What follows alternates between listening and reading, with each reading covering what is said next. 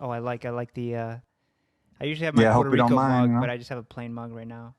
Yeah, got to represent all cultures, the muertos. Yeah. I don't know if you first of all, I have the I'm honored to have you on, Andre Lee Muñiz. You are the creator, editor of Remembering Don Pedro.com, or I found you guys on Instagram. I was really going through the site this morning and last night. Reading up your research, especially the childhood stuff. Because that's a lot of you know. We all know. I guess most Puerto Ricans know. That he was valedictorian of Harvard Law, and that's really where our most of our knowledge comes from. Um, most people, some people might know that his mom drowned herself. I didn't know that she tried to drown him, and his friend. I didn't know that. But anyways, before we start, I don't know if you remember, but you were at the editor at La Respuesta, the New York City regional editor of La Respuesta, which is a magazine geared towards the diasporicans, the Puerto Ricans in the diaspora. Yeah, And for sure, for sure. Shout out to all the people that was involved in that heartfelt project for those years. Special shout out to, the one that I'm like probably still most in contact with, Dorian Ortega, who's doing amazing work around, therapy and counseling, the fly radical therapy and all that. So I just wanted to, give those shout outs and pay those respects to those people that allowed me to come on, I, because I wasn't a co-founder. I came on and it was a great opportunity. yeah, I knew Savi because he was the other young Puerto Rican in Chicago who was really radical, right? Independentista, knew his Oh shit, yeah. both domestic and what's going on in the history of Puerto Rico. And I was writing for La Respuesta, and you wrote a thing about your father that I was also the editor at Gosamos, and I edited for it, and we Yeah. published it on Gosamos. And I Yeah. was actually rereading it last night because I remember reading it the first time, man. It's a really good kind of like a little memoir of one. You're telling the story of your family, right? Your family in America, basically, but your family generally, the past, all the way to your grandfather, and how they were active in the community organizing. But then you also that's where it slides into like the politicalness, right? Like your dad was a supporter of the Fuerzas Armadas de Liberación Nacional, Oscar Lopez and all them, as I am. I think as anybody in Puerto Rico, but Chicago is very radical. New York is very radical. And it's such a great. It's still up on Gosamos. I try to find a lot of requests that got taken down, right? And Yeah, it's like it got taken down. It's like kind of sort of back up. I is it can't really really? speak to that. Is it a Yeah, I different mean, website? Is it a different URL? Because I went to the old no, it's URL, the but same it's URL. I mean, long story short, over the years since I stopped being involved with the project, I try to like save some of my writings and stuff like that you that I got to, hadn't. man. Because if Oh man, those I sites get mean, taken down, then you're like, okay, all yeah, that work for yeah. nothing. I mean, I wrote so much stuff for La Respuesta, thanks to the opportunity. And like, I Yeah. just kind of came to a point where I realized some of that stuff I hadn't saved on my own for some reason. Right. So, Right. Yeah. Yeah. I had to do some screenshots of the website and whatnot. And yeah, over time, like I would check it 1 month, it wasn't up. But then like a couple months later, just like, oh, let me check, it was back up. So I think it's back up right now. I think, I checked it yeah. this morning. It wasn't up, and it was a great magazine. I mean, when it first started, I thought, yeah, this is exactly what. There's an audience for this, right? That Puerto Ricans in the diaspora, and I remember writing. I wrote a few things there, but I remember the whole vibe of the magazine and the whole vibe of being a Puerto Rican in diaspora is that you're not Yeah. really Puerto Rican. You're not Puerto Rican because you're not from the island or you're English dominant. Yada yada yada. The list goes on, and I loved it because it was kind of like a guerrilla little magazine, right? Like, Right. being it's because it's a political statement to be a Puerto Rican in the diaspora because you're not saying Puerto Rican American. You're saying no. I would be in Puerto Rico if the U.S. government hadn't done and isn't continuing to fuck over my, if not my homeland, then the homeland of my father, my grandfather, whatever. Yeah, that's right. I mean, you know, um, that whole La Respuesta era for me is, just memories of nothing but, struggle, like, just, young-ish Boricuas, in the diaspora, doing things just out of their own, will. We didn't have no funding. We just really relied on the support of the people that, gave us the inspiration, the people that really the magazine was for, by, about, for the Boricua diaspora. That was the whole, line right there that they used and that we used. And, shout outs to whoever's, still keeping the Kindle alive. They got followers on Instagram and everything like that. But that article that I wrote for La Respuesta about my family it's kind of, if you think about it, also a snapshot into where I was at the time, right? Because, right, getting into a little bit about myself, I was an at-risk youth, as I write about in some of my personal pieces where, I was in danger of graduating high school on time, if at all. I transferred to an alternative high school, where I interned at real jobs to make up my high school credit. That was the only way I was able to graduate on time. I mean, so just stop you there. Like, I've in our conference in Illinois. I grew up in a suburb of Chicago. Well, I went to high school in a suburb of Chicago, and there's obviously alternative high schools, right? People go there for variety of reasons, right? And sometimes a lot of people go to alternative high schools and they never that sets them on a path that they never get out of, right? They either drop out or they join gangs or they get into drugs, but you. And so was I, right? I never went to an alternative high school, but I almost joined a gang, right? And until somebody put a fucking shotgun to my temple when I was in 6th grade and said, "Do you want to die?" And I was like, "No." Excuse me, that's real stuff right there. No, you can swear. You can swear. I mean, I'm at risk. Shit, yeah. I was an at-risk kid, so I can't fucking have a podcast and not swear. I just grew up with swearing for fucking. I still swear. Did you see the history of swearing? Because they talk about how there's this stigma against curse words, as if you're stupid if you use curse words. And I always thought that was stupid. Like, no, you just use whatever. Language is personal, right? It's not.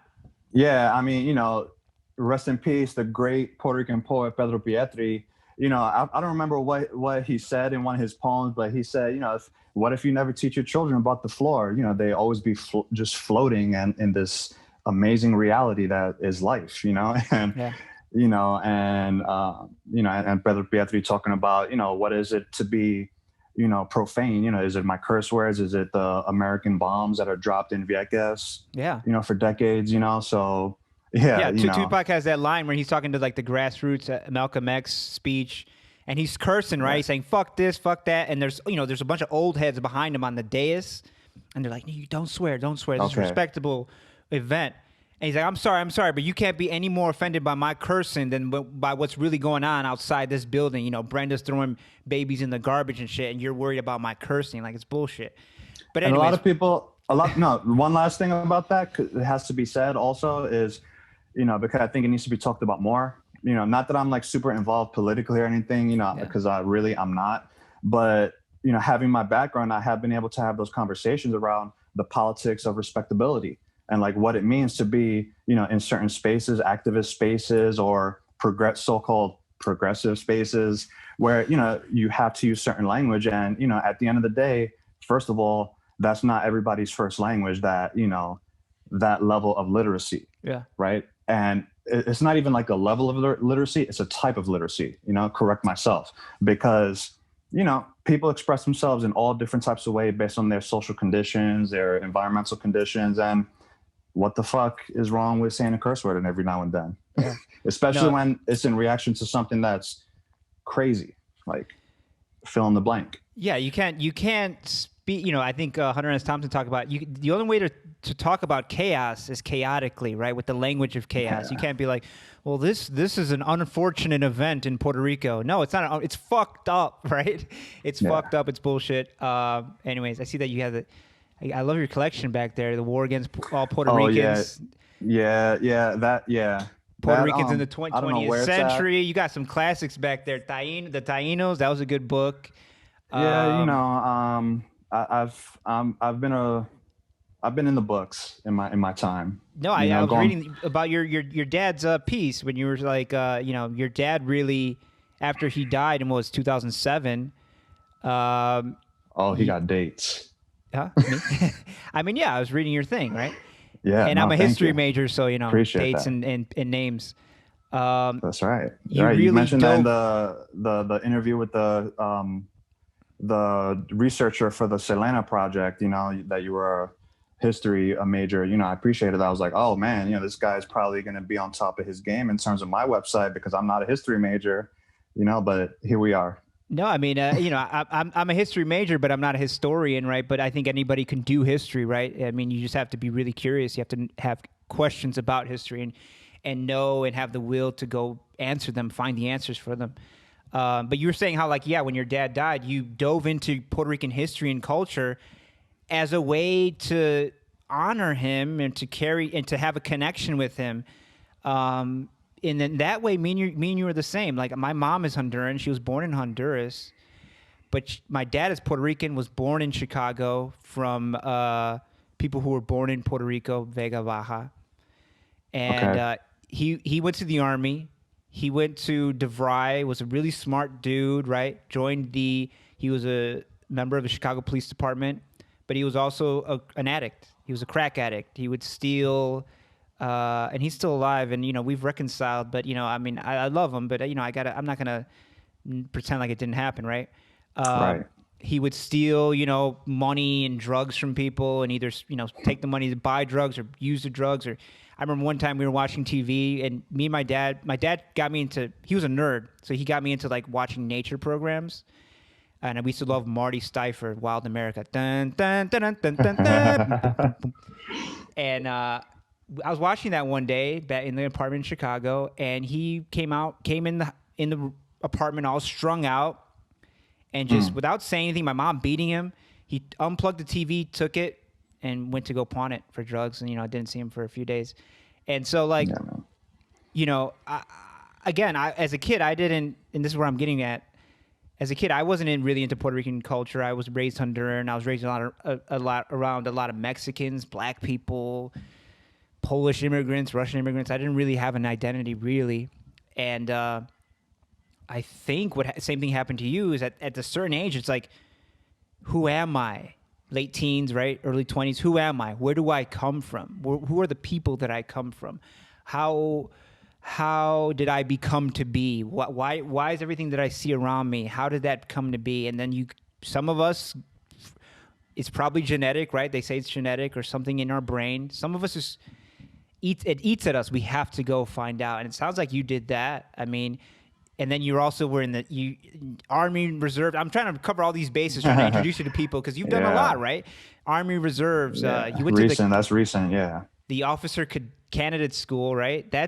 Why did you do Yeah. that? Because my brother's a Marine, and I had been toying with the idea in the past 5 years of like, oh, I should have gone. He wanted me to, because I had a bachelor's. He's like, you could just go straight into officer school, right?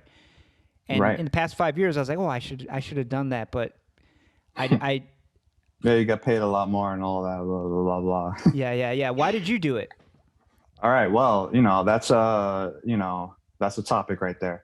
So it was not an easy decision, I mean, with my background around Puerto Rican history and my understanding of Puerto Rican history and what the United States military has done to Puerto Rico, Right. not just the island, right? But what are Puerto the Ricans.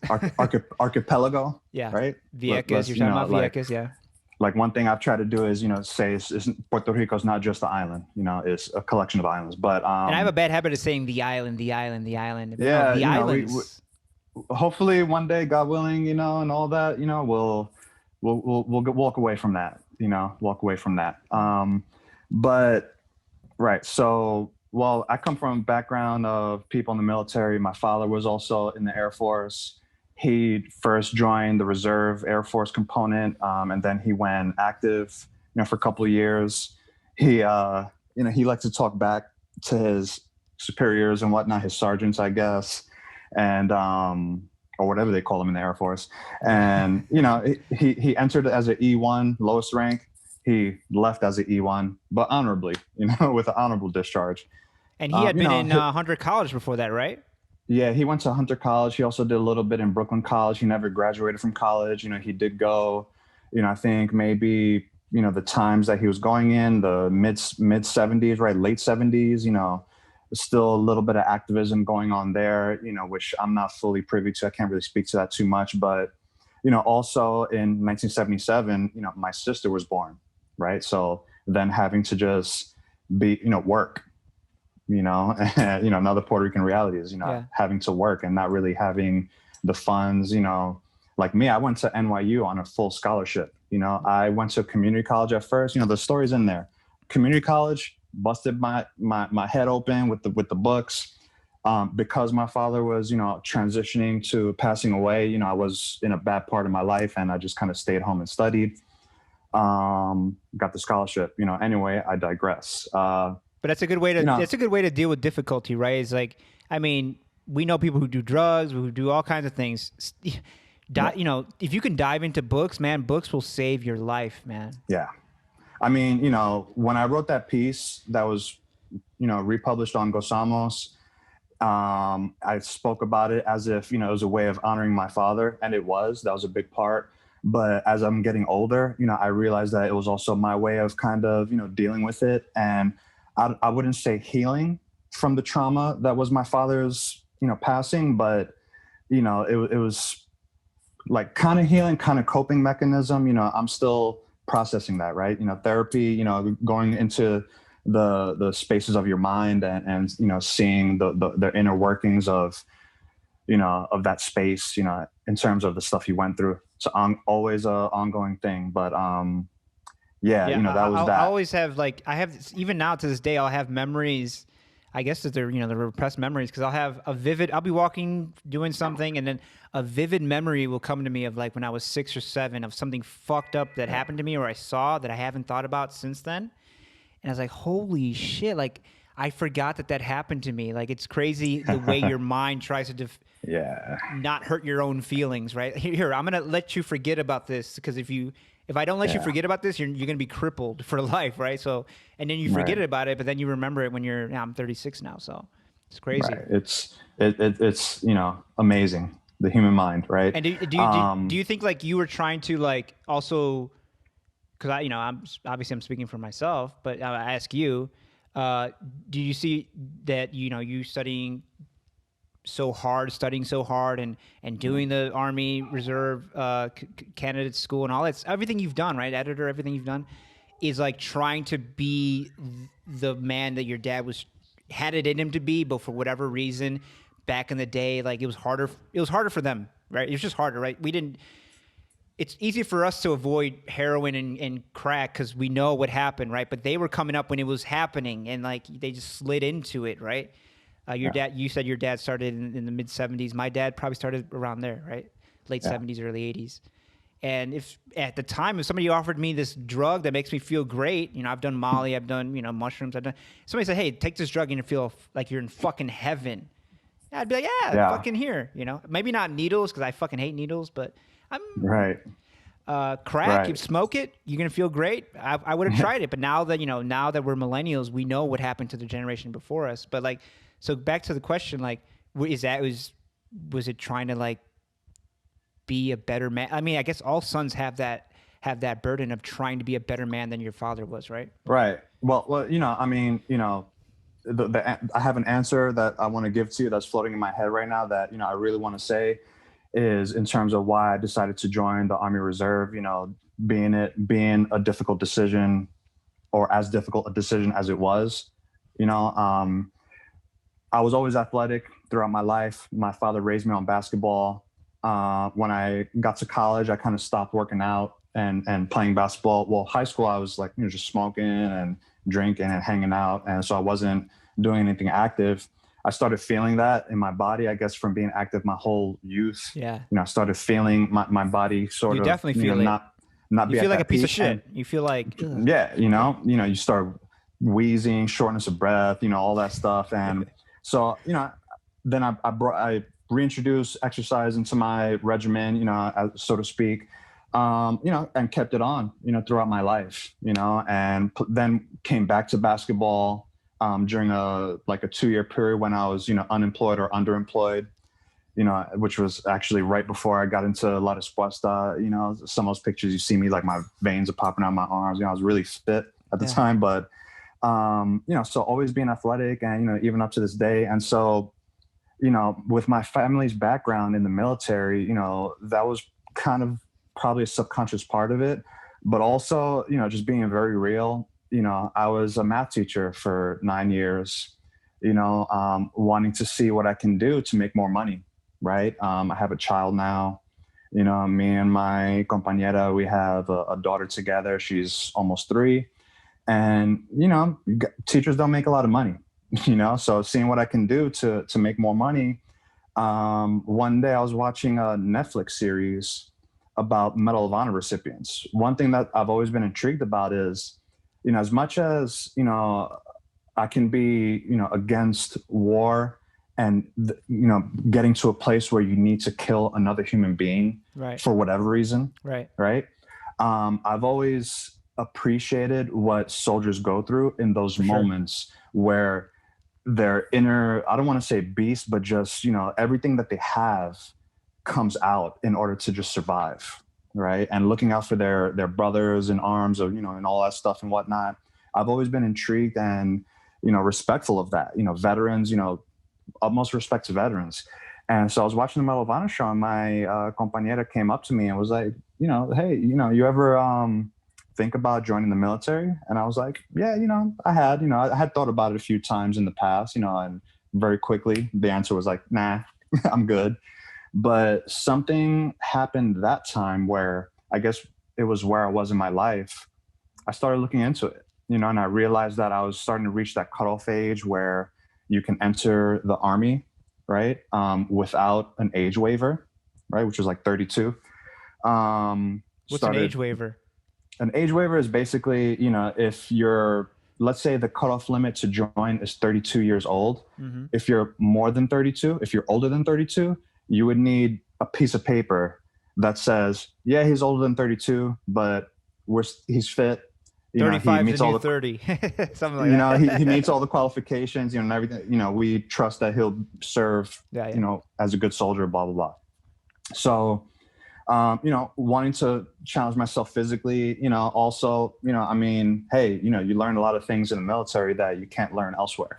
Right. So in terms of, certain things to defend myself, defend my family, defend the people that I love, and also, right. So knowing that they have all these different, opportunities to learn different crafts and stuff, was like, oh, engineering, you have engineer officer. Oh, so I wouldn't be just learning engineering, but, maybe managing, projects that deal with engineering construction. Oh, okay. Well, construction managers make more money than teachers. Engineers make more money than teachers. Right. And I was like, oh, hey, it's big sacrifice, boot camp, and all that. But what was the hardest part? What was that? What was the hardest part? The hardest part about what? I've been through so much. No, just I guess joining the reserves. Yeah, so so like I said, like where I'm getting to is joining the military was difficult because philosophically, not being a person that is in favor of war, right? What would that mean for me to join an organization that's their main purpose in existing, right? Yeah. What would it mean to be an officer? To be, what I come to find out later, going through officer candidate school, the main purpose of an officer is as a manager of violence, right? These are the people that, plan and organize, what people in the Army are doing. And what would that mean for a person like me with the background that I have to join the military? It's something that I had to do, something I had to think about. It wasn't an overnight decision. I like to, big decisions, I like to say, oh, let me sleep on it. Well, I had to sleep on this one many times, many nights I had to think about it, conversations with my compañera, certain other people. And, I made the decision. I said, you know what, I'm using this as a stepping stone for my career. I'm using this to challenge myself physically, mentally. I'm using this as an opportunity to, learn skills and gain skills that, could be useful to me and the people that I love, and then, all this stuff happening in the world, is skills that wouldn't hurt to have, Yeah, as for sure. it's like Bruce Lee was saying, I forgot what the quote was, but Bruce Lee says something like, I'd rather be a gardener and know how to fight than, to like be in a position where you don't know how to fight because you never took the time to go ahead and do that. I'm butchering that completely, but I hope people get the gist, it was very hard, time away from my family, basic training, officer candidate school, and then engineer officer school. I was gone from home for almost a year, extremely straining on my family. Shout out to all the people that have gone through that. It's not easy, right? I remember when my mom was in the Navy when I was a kid. That's the first memory I had. She was at Gitmo. She was at Guantanamo. My dad was in the Army. He was in Germany. That was before I was born. But then my brother joined the Marines. Didn't tell anybody. Went to Iraq.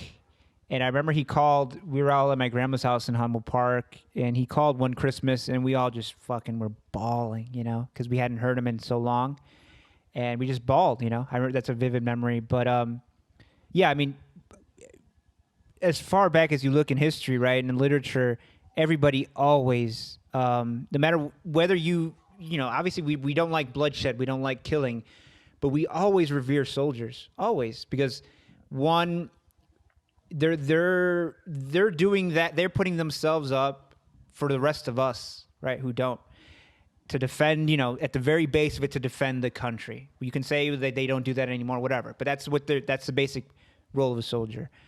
Two, I mean, life and death teaches you, more about yourself than anything, right? When you're faced with death, you find out what you're made of, right? You find out what you're made of. And three, as a writer, I was always toying with the idea of getting in the armed forces because I'm in the left opposition, right? Meaning I'm not for Democrats, I'm not for Republicans, I'm anti-establishment, anti-status quo, all this stuff. Yeah. And I thought as a veteran, it would have been better, right? Because I could say, you know what, I served this country, and how they say, oh, if you don't vote, you don't have a right to complain. I mean, the people who have the right to complain about America more than anybody are veterans, right? Yeah. Whatever they say about the government, they have a right to say it because they put their fucking skin, their asses on the line for the government, for the country, for their fellow citizens, and so they have a right to complain. But and I think I'll always live the rest of my life like wondering, should I have joined the Marines? Should I have joined the Marines? But then I was afraid, like after a while, after all my really vitriolic and really hardcore writing, I was always, and this is probably just my weakness, giving myself a reason not to join the Marines. I was always afraid that, I don't know, they would know that I was anti-establishment, anti-government, and now, a little friendly fire would take me out, and that's fucked up, right? To think, that's real. Right? That's fucked up to think about. No, but that's real. Yeah, I mean, real. Look, there's stuff out there that I've written that, I wouldn't say, is as radical as what other people have said, right? However, obviously I am against a lot of the policies that the United States goes by, that the United States, enforces throughout the world, right? Let alone Puerto Rico, right? Yeah. Every year or every 4 years, you hear, or actually every year, you hear the State of the Union and all that, president. And, I'm that type of person where I'm watching the screen, if I have a screen, because I don't have a TV right now. But, you don't I remember. Have a TV? I did that for a while. I mean, how liberated do you feel? You got Netflix? What's that? How liberated do you feel? Oh man, it's I mean, you still got Netflix, you still got Facebook, you're still tuned in to all this. So you crap. have a TV? No, I used to not. No, have I don't have it. I do not have a physical TV. Oh, okay. But what I'm saying is that you have your phone. It's the same thing nowadays. It's probably worse. Yeah. Yeah. You know, but It is a TV. It's the same thing, right? It's just a TV in your it's the pocket. same thing. So like, you know, I can't watch the State of the Union on TV, but you know, you see the reviews, you know, you see all the news articles that posted about it or whatever. C-SPAN will stream it. You know, C-SPAN streams all that shit. Yeah. So, you know, watching the screen and, you know, seeing, you know, the person that controls, you know, an entire nation of people, right, under colonialism, you know, I'm not afraid to speak out against that. You know, why is that? Well, because that's Puerto Rico. It's, you know, if you understand the history, it's a totally different nation that is subjected to colonialism, right? You know, I can also use the sort of progressive, if you want to call it that, cop out and say, oh, we also have Congress folks who, you know, support independence for Puerto Rico. You know, that can be said too. You know, I'm not afraid to say that, but, you know, everything you said is totally right. You know, the people you meet in the military is crazy. Like, you know, much love to all the people that I've served with in my training, right? Because that's really all it's been. But, you know, some of them have some views that are just like, wow, okay, I'm just gonna like look the other way and just go to sleep on that because I don't even know where to start. You know? Yeah. But and like, you know, white supremacy. Yeah. You know, I mean, it's in all facets of society. You know, it's in the military. You'll tell me that's the nature of boot camp. I mean, I know people who come out of boot camp and they went in like, you know, they have all kinds of friends, right? And they come out and they're like, we got to kill Hajis. We got to aim for the dot on the towel. Yeah. You know, that's the nature of the army is to, they have to make you hate the enemy. You have to dehumanize the enemy because if you think your enemy is human, you're going to hesitate.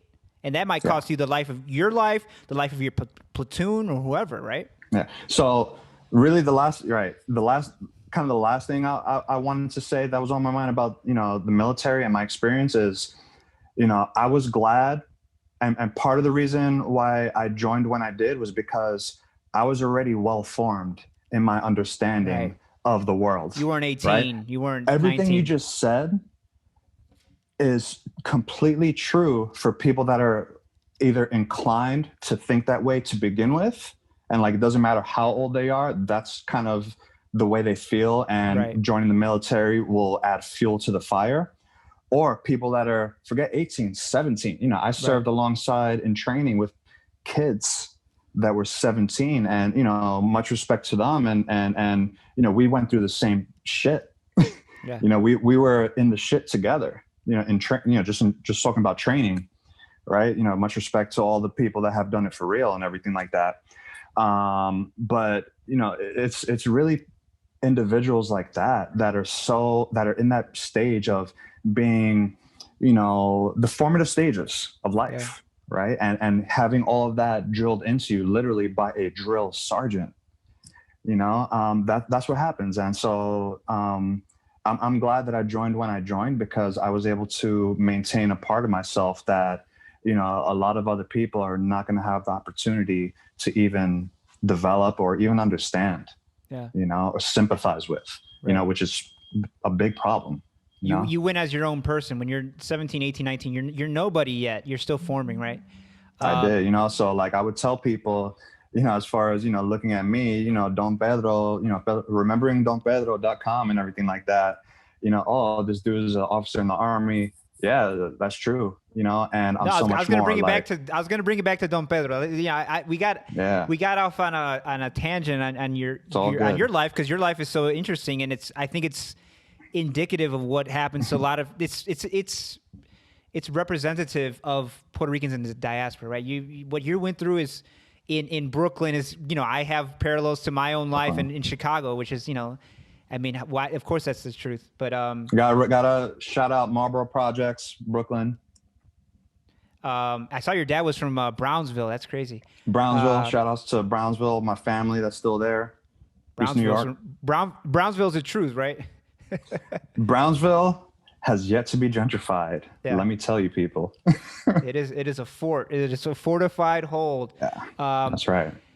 but to bring it back to Don Pedro and remembering Don Pedro, I mean, yeah, you read about you learn about this guy who is radical and not only radical, right, but eloquent and a genius, right? Spoke multiple languages.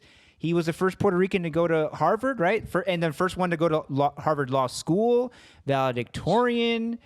And then you see a picture of him. You come across a picture of him a famous picture of him in his military uniform, cross-legged, and you're like, this guy served the army, right? In a segregated Puerto Rican division, right, of the army, right? And so that brings it back to like, okay, and I don't think he ever repudiated the fact that he served in the military. I think he was kind of proud of it, as everybody is. But what I didn't, I mean, how did you go about the research? I mean, obviously you're relying a lot on what's her name's book, and shout out to you'll tell me how what's the name of the book and the it's back there. Yeah, it's back here somewhere. I'm not even gonna say the title because it's in like Spanish. It's a weird title, not right? even just Spanish, but using some words that's like it's like super long words. Right. But I mean, if you go to my Instagram page, at Remembering Don Pedro, there's a picture of it in one of my posts. I only got a couple of posts out, like less than a dozen posts, so you could easily find it. You just started the site recently, right? I mean, we should say that. Yeah, I mean, I started the website in July. What happened was, so this is a dream of mine, man. To write about Don Pedro, really to write a book in English. This has been a dream of mine ever since I can honestly say my La Respuesta days, because my La Respuesta days overlap with a time, like an 8-month period when I worked at the Center for Puerto Rican Studies. Nice. Right. I worked there as an administrative assistant at the Uptown Library and Archives, right? Which is very important. Why? Because downtown on 68th Street is like their headquarters, but Uptown on 119th Street and 3rd Avenue still today is the Library and Archives, where they have their amazing, historically important collection of, books, firsthand documents, things that have been donated, the Ruth Reynolds collection, all these things. And I had already started to get into my history by the time I took that job. One of the reasons why I wanted to work there was because, I was into the history and I thought that would look good in my interview. But so I started working there, and, during my off time on the weekend, or not the weekends, but holidays or days that they were open, but I didn't have to work per se, like off days, basically. I would look into the library and archives and, sign out certain documents, sign out certain books. And I had already done some reading on Pedro Pisu Campos. There's that one book in English on his entire life by Federico Ribes Tovar, which if you look at the copyright in the beginning, it's clear that it's an English translation from the original Spanish, right? So I had done my research, but then being at Centro, I did so much more, and I was able to have access to so much more information about him.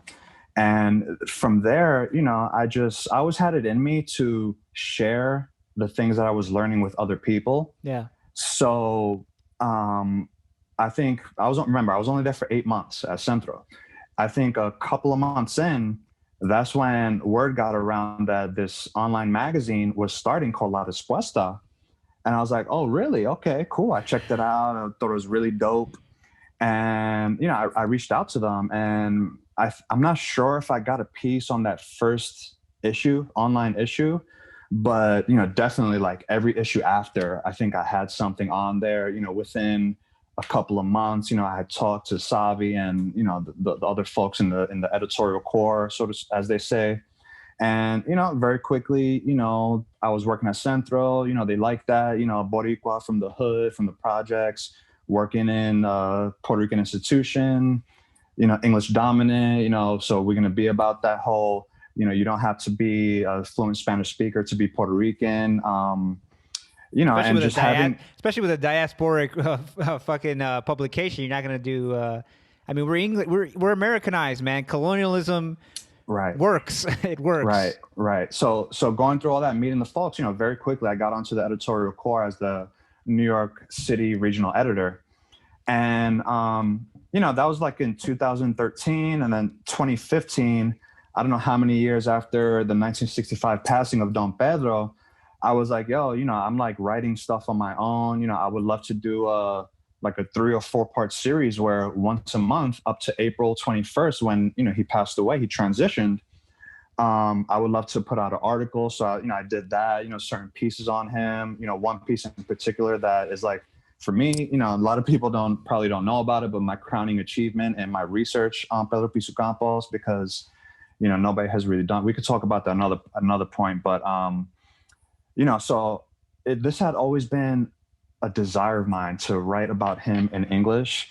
And, being in La Respuesta, it gave me that understanding of what it means to be a diasporican, and it gave me that sort of mission within myself to really represent, our identity, and our history. And part of that is like, okay, well, what is it that, how can we fill in some gaps so that we can continue developing, as people in the Boricua diaspora, right? And one of the things is, well, Don Pedro, man, we need to have more stuff on him that's in English, and we have that biography, in my opinion, it's great, it's important, it's missing out some stuff, what I mean? There's a lot of people missing that need biographies in English and books in English, like, Betances and Hostos and all of them, right? Yeah. You have to read them in Spanish. Oh, yeah. It's almost like it's another way of colonialism trying to disconnect. There's more Puerto Ricans living outside of Puerto Rico than inside Puerto Rico, and Yes. we consider ourselves, if diaspora, for anybody who doesn't know what that means, it means that we consider ourselves part of the Puerto Rican nation, right? Puerto That's Rico right. geographically is 3 islands in the Antilles, right? In Yeah, the greater Antilles. I really like the saying, de sangre y corazón, because it has nothing to do with where you're born geographically, but Right. like it's in your blood, it's in your heart, I really like that. And again, like if it wasn't for colonialism, we would probably all be there. Nobody wants to leave their homeland. People are forced to leave their homeland for economic reasons, for political reasons, for social reasons. Nobody, and Puerto Rico is a paradise. Who leaves paradise to go to, no offense, the cold winters of Chicago or New York? Oh my God. Yeah, maybe you must need work. Yeah, you must need work, right? Or you're being shot, or you're being hunted by the police in fucking back in the colony. Yeah, so many nationalists, had to leave the island, because of that, or there's no work there. It's not about needing better work, but the fact that there's no work. I thought the most interesting thing was that, I mean, Don Pedro didn't go to school. He only started going to school when he was like 12. And he did like this. He did grades 1 through 8 in 4 years. Yeah, he was on the fast track. And then he becomes the first Puerto Rican to go to Harvard, right? Like, not only does he catch up, he surpasses everybody. He must have been a genius, right? I mean, we need to understand that Don Pedro is one of those individuals, one of those human beings that was just simply gifted. You read the how do you say it? You read the words of the people that grew up with him when he was that age, the documents and everything like that. And they all say the same thing. The man was a genius. He was gifted. There's certain people like that they just are born that way, and that's what it is. Yeah, he's special. He's just special, right? Special. And I had always thought that he got radicalized, or he became an independentista when he was at Harvard, right? Because he was organizing.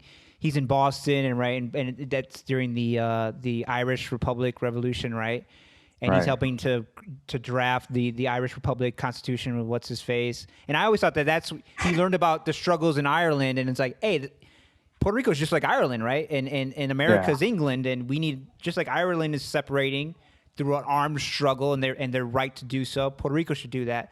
But then I read, through your research on the site, is that he knew he had met Jose de Diego.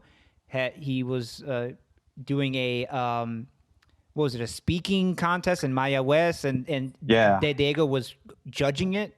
when he was in high school. Yeah, he That's was one of the crazy. people that was like observing, or I don't know if he was judging per se, but he was definitely present and watching the youth debaters. Yeah. So just I don't know what to call him, but he was at a public speech where they were competing against high schools, and he won, and he met Jose de Diego, And he which helped him get a is crazy. scholarship, right? It's like the rest is history, right? Because then he helps him Yeah, get into the University of Vermont, right?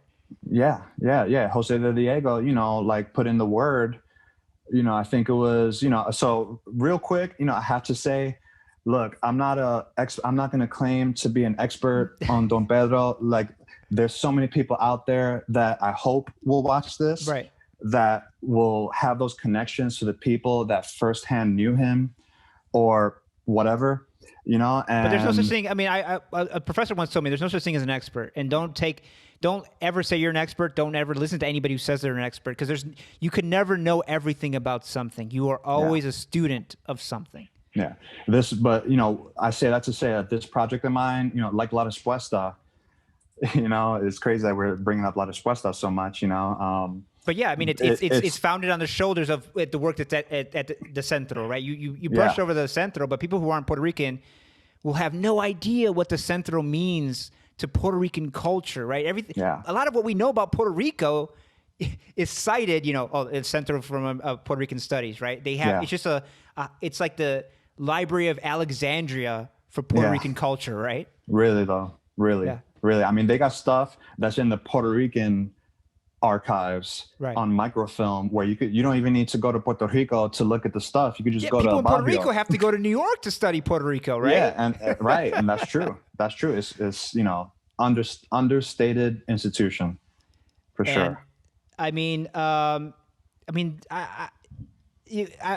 really didn't plan on really diving into Don Pedro's life, because he's so iconic, right? And I feel like everybody knows. I mean, give us a little run through for somebody who's not Puerto Rican, about what he faced, man, and how he died, right? I mean, we all read a war against Nelson Dennis. Shout out to Nelson Dennis. Yeah, shout out. War against all Puerto Ricans, about how which that book behind me, I don't know who made it possible, but when I was with La Respuesta, somehow that book literally showed up in my mailbox. I think I'm pretty sure I sent my mailing address to somebody, but they sent that to me hardcover, like just for free, and so grateful. So shout out to Nelson Dennis.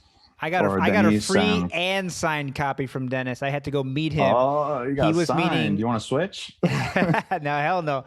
He was visiting Chicago, and he was visiting I forget, one of the political prisoners that was coming out before Oscar, and I had to hunt him down. And he's like, "Oh, he wrote in the flap. He's like, man, you hunted me down, man, respect, But anyways, that book talks about how he, the war against really the nationalists, right? But give us a brief run through of Pedro Albizu Campos. Yeah. All right. So I mean, like you said, a lot of people know about him. I put a post, with a couple of pictures of him, which is like Don Pedro 101, learning about his life, right? So Instagram at Remembering Don Pedro. Rather than go through his whole, whatever, give his whole range. What we should know. What I would like to leave you with is what I had referenced before in terms of my crowning research achievement when I was with La Respuesta is, so I wrote an article about Don Pedro in the year 1936. And when we talk about Don Pedro in the year 1936, what do we talk about? His arrest and sentencing for seditious conspiracy, right? That's all we hear about. The two trials, the hand-selected jury, everything stacked against Don Pedro and the other nationalists that were imprisoned with him. All this being, in the aftermath of the Rio Piedras massacre, where a group of university students were killed, outside of the campus of Rio Piedras, University of Puerto Rico. By Puerto Rican police. By police. And then a couple of months later, two nationalists, conducting a mission where, it resulted in the shooting death of the chief of police at the time, Colonel, not going to say his name, Colonel Alicia Francis Riggs and whatnot, super, connected to the Riggs the banking assassination company of, right, the companies, the assassination of, democratically elected leaders in Central America, and all that. And then after the chief of police was killed, the seditious conspiracy charges were put on Albizu Campos and several other nationalists, right? That's like all of 1936 leading up to 1937, Ponce Massacre, he gets sent to Atlanta, right? But what I started to see in little, bits of my broken Spanish as I was doing my research in the books is that at the same time as they were on trial, Don Pedro was putting an effort towards getting all of the political leaders of the island to come together and convene in a constituent convention, right? It's like this super technical thing where basically Puerto Rico would be declared independent, and then they would draw up a proposal to talk to United States leaders around what that independence, or the relationship with an independent Puerto Rico would look like, right, with the United States and the world, right? So real quick, backtrack. In April, after the shooting of Chief of Police Riggs, Senator Millard Tydings, right, I think of Maryland, put out a bill in the Congress or the Senate where, they would allow Puerto Rico to be free over the course of 4 years if they voted for that, right? If the people of Puerto Rico voted for that. And it was so clear to everybody, not just nationalists, not just independent supporters, but, people across the political spectrum, that would lead to nothing but starvation, economic ruin, et cetera, et cetera. Yeah. So what did Don Pedro do?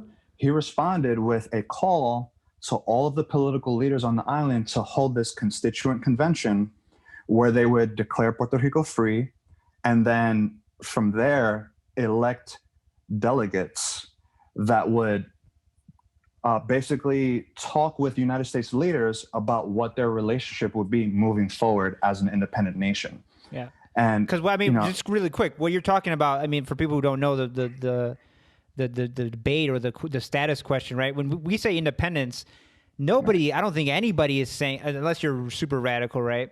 Nobody's saying independence tomorrow, nothing to do with the United States. No, there has to be a transition period, right? It's a colony, right? So you can't just like what America did with the slaves. Okay, one day you're a slave, the next day you're free. No 40 acres and a mule, no rights, no nothing. No, there's got to be a transition period where, America has a relationship with Puerto Rico and helps it get on its own 2 feet after pushing Puerto Rico down for so long. Absolutely. I think that's what you're saying, but, and I would add that what Don Pedro was trying to do was, like, once we hold that convention, that means that we're choosing to be free. We're choosing to be independent. But then, yes, that there would be this transition period where everything would be worked over to ensure that it's not the economic ruin. Like Brexit, like you see with Brexit, right? Yes. To put it one way, yeah. And so there was going to be that process where there's this dialogue, but it's not a dialogue between, people that are still colonial subjects, right, and Congress, but it's between elected delegates of a free independent nation with another independent nation, right? And the biggest thing that I put out in my research that for me, like, to this day I'm proud of it. Like, I don't know how many people read that article, and there's a post on it on my website right now about what happened in that period. But again, everyone talks about 1936, about that trial, that seditious conspiracy trial. But at the same time as he was on trial, he made this call for political leaders to come together and receive the support of everyone across the board, including statehood leaders, right? Once he put out the call, university students throughout the island, right, high school students were raising the flag at their schools, right? Some of these events where they would raise the flag at the school being met with police violence, right?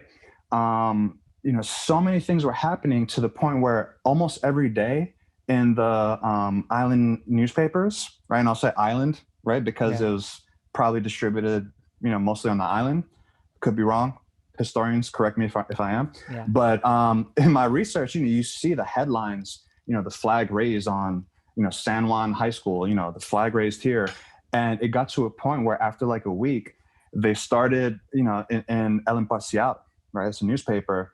They would have a little table on one of the pages, and it would be like every day, every other day, that would add the municipios, right? The municipalities that joined this movement where people were raising the flag and declaring themselves in favor of this constituent convention, right?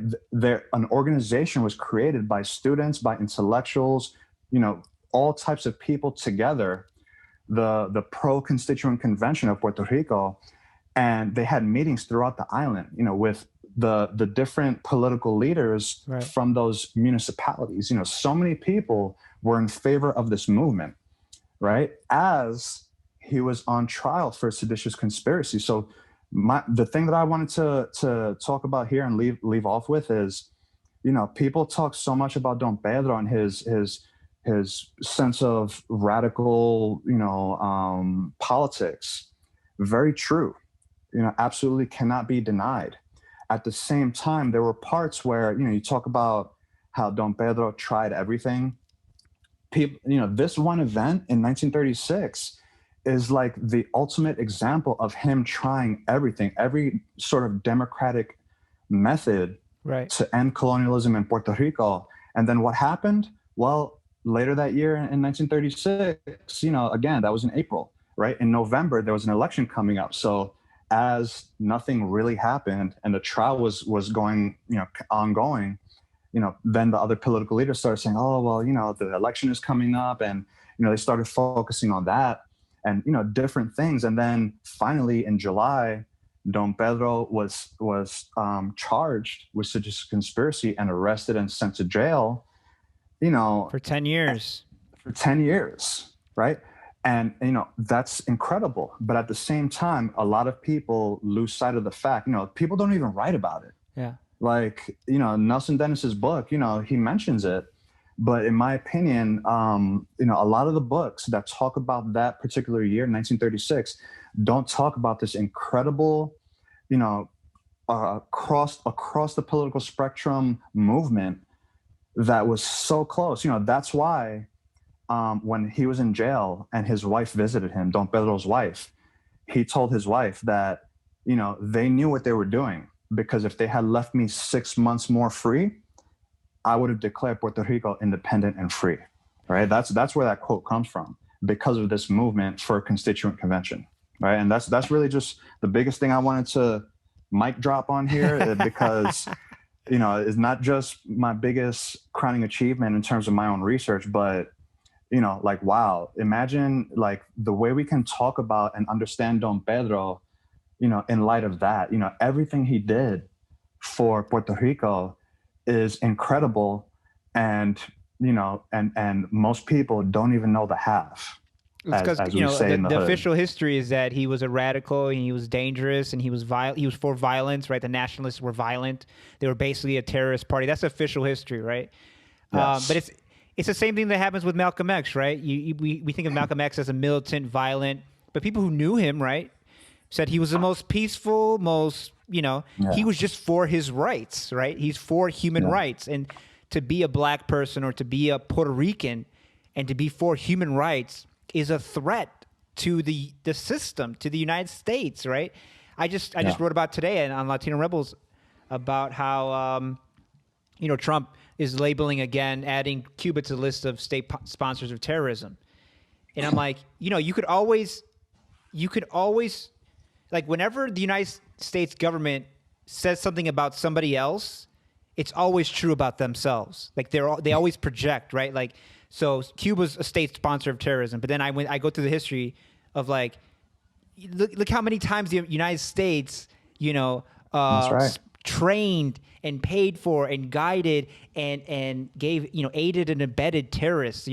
I named two, Bosch and what's his name, the two guys down in South Florida. I just wrote about him too. Yeah, I know Anyways, who you're talking about. and I don't know the names, but yeah, yep.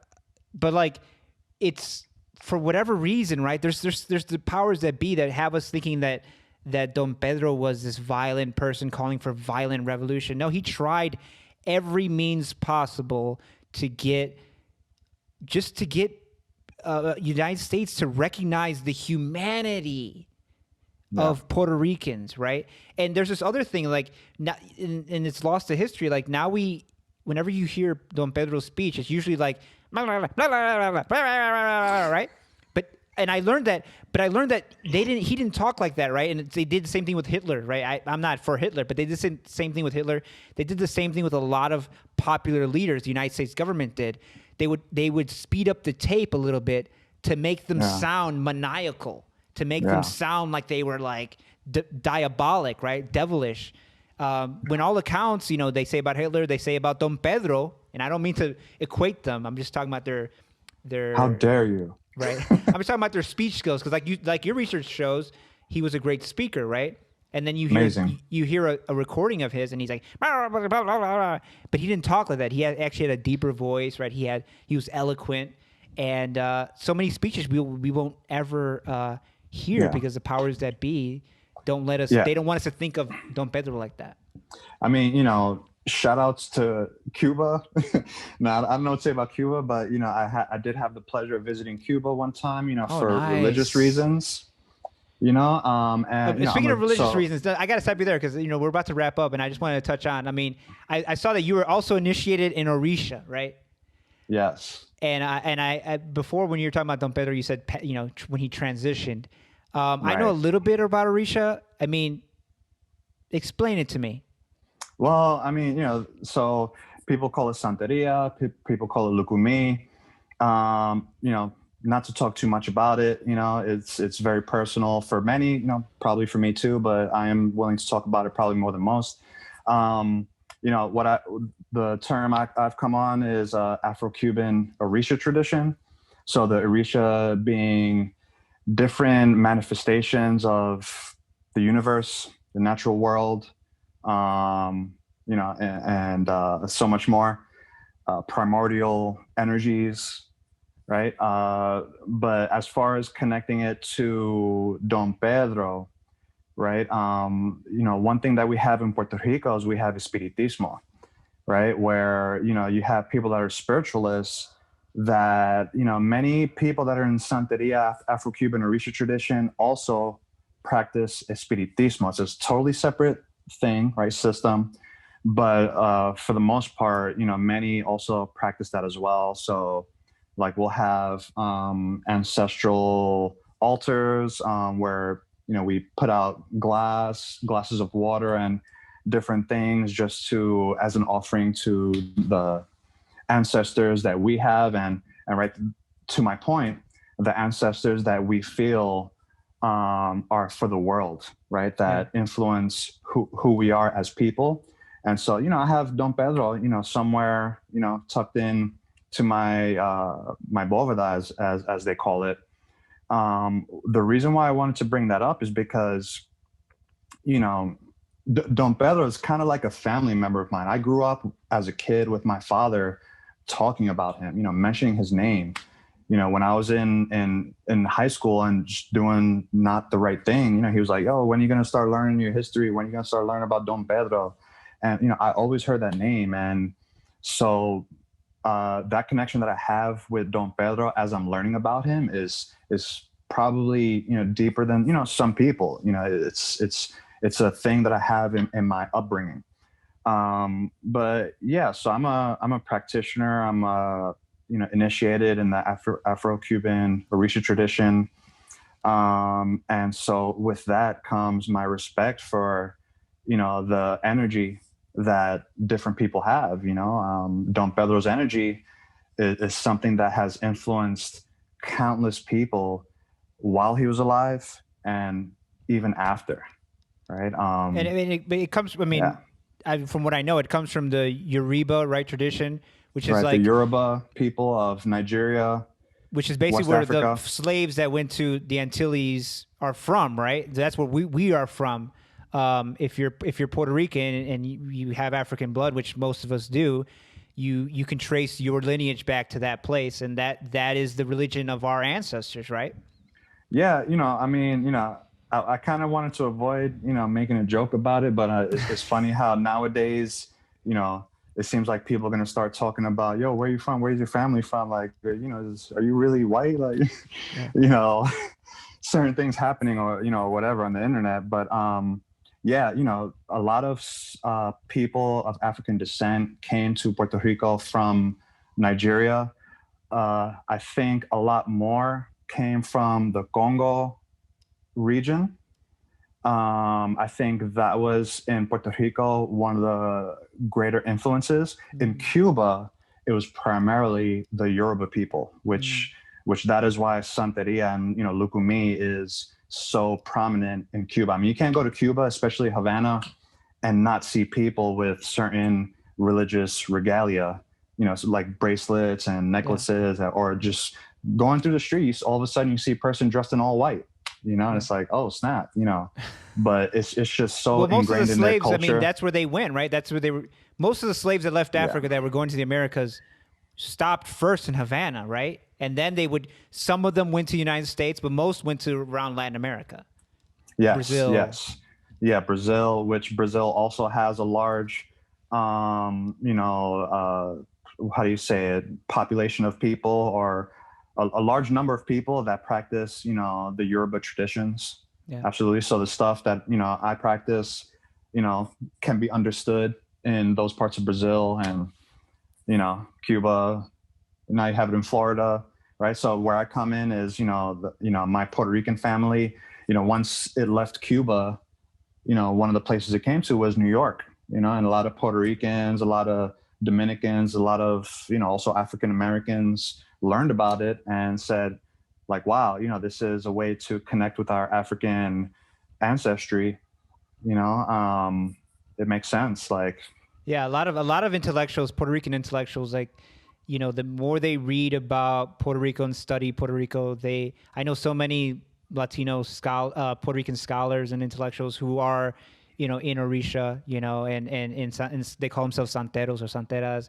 And that's I right. don't know if you saw that there's a comic book coming out with all the Orisha gods as superheroes. I don't know if you saw that. Mm.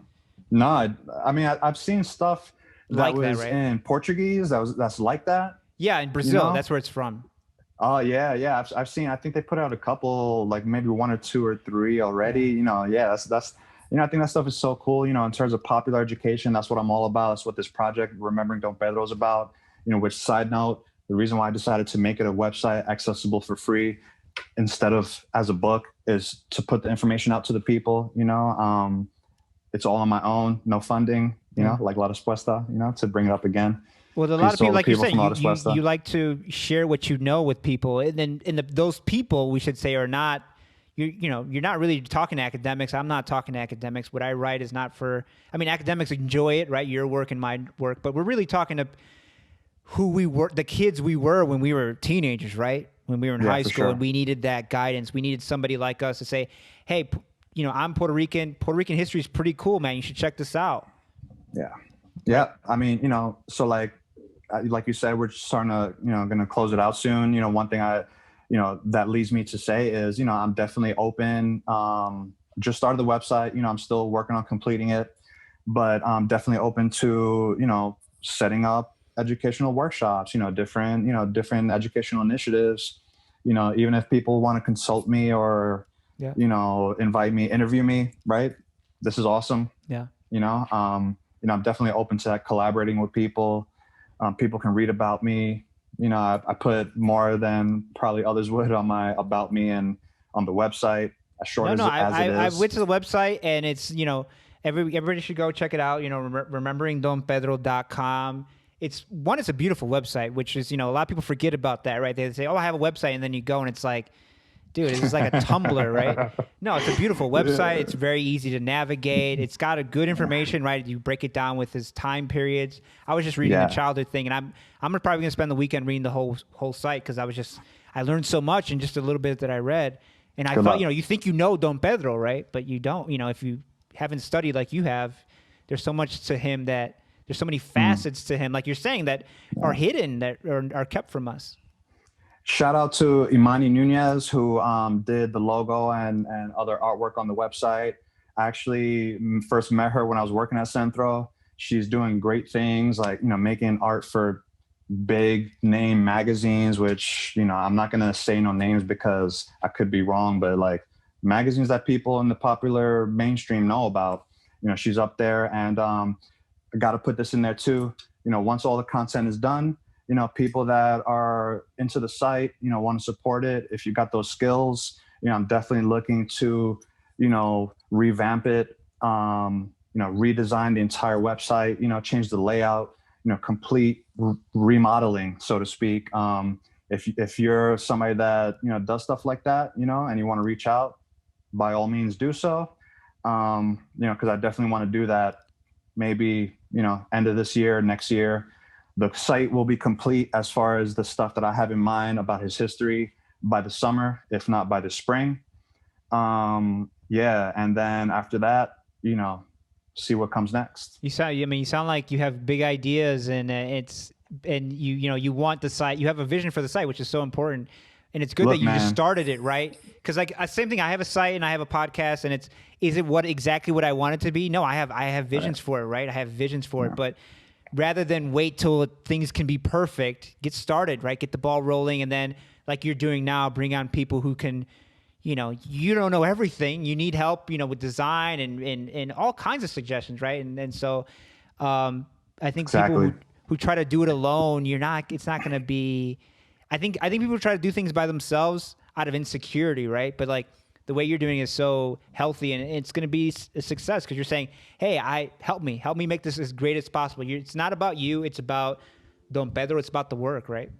Shout out to Alba La Escritora, you know, from Bushwick. You know, she contributed the only, you know, piece on the website that's not done by me. It's a video rendition of herself reciting a speech of Don Pedro's from 1950. You know, I put a call out to a couple people, you know, just the time frame, you know, it was so quick turnaround. You know, I was only able to get that piece. Amazing piece. Check it out. If people want to contribute stuff onto the website, you know, they can. Only stipulation is it got to be about Don Pedro. It can't be about my uncle Don Pedro. Well, I mean, you know, we'll see about that. But thanks, man. Let people know where they can find you. And I already said, you know, guys, check out rememberingdonpedro.com. Remembering Don Pedro on Instagram, right? Yes. What's the Twitter and Facebook look like? Terrible. There's no Twitter. There is a Facebook that I started, but you know, it's not getting much traffic. You know, everything is brand new. Yeah. You know, and the social media thing is it's its own job, right? And how do you do great work and have a great website and then have to pimp it out on social media? Oh, yo, who does the social media? Reach out to your guy right here. You know, there you go. You know, right, I don't know how to do none of this stuff, man. Hey, no, it's happening. Specialize, man. You're focused on providing great information on Don Pedro, and that's the most important thing, right? Thank you so much for coming on, man. It's been an honor, and maybe I'll have you back on. Or when I was reading the site, I was like, man, I got to think of something that I can contribute, maybe a piece or something. But hey, man, you know, I will be definitely following the site, and thank you for coming on, and have a good weekend, bro. Appreciate it very much. Thank you for your time, and saludos to everyone out there in the world. Stay away from COVID. Stay away from COVID. But you can't keep COVID away from you, though. That's the problem. But have you seen? I have an iPhone. Have you seen these like what are they? Yo, the new iPhones come with COVID. Did you know that? They probably It's like It's like a new thing. I think Bill Gates is No, something there's to do like with that. I'm getting like these notifications where like, oh, exposure notifications. Have you seen that? Yeah, yeah. Oh, yeah. All of a sudden you do an update and it's like this Yeah, what the toggle fuck is thing we could that? turn on and off. Like if you know, it's hey, you know, I got a stepdaughter. She's what up, big 16, brother? and she's like, I was exposed. I was exposed. And then I'm like, I got the same thing too. And then my wife's like, oh, I wasn't exposed. I haven't had any notification. I'm like, girl, you live with us. You've been exposed if we're exposed, but we're Yo, still man, alive. I was in training. I just came back recently, and I was so close to so many people. And there was a little COVID outbreak for Leonard Wood, and a lot of us believed that we were exposed to it, but we were just asymptomatic. You know, it's crazy the world we're living in. You know, Yeah.